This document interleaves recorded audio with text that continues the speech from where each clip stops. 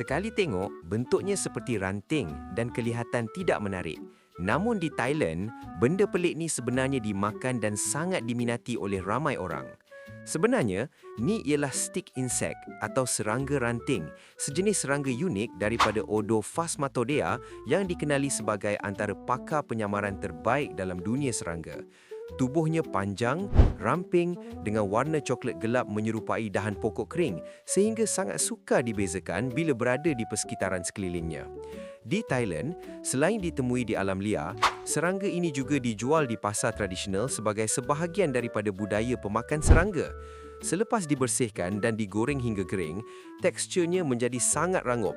Sering digambarkan rasanya seperti udang goreng dengan aroma seakan kacang yang dibakar, menjadikannya snack ekstrim yang sebenarnya dianggap lazat serta kaya protein oleh masyarakat tempatan. Follow dan like untuk lebih banyak info menarik.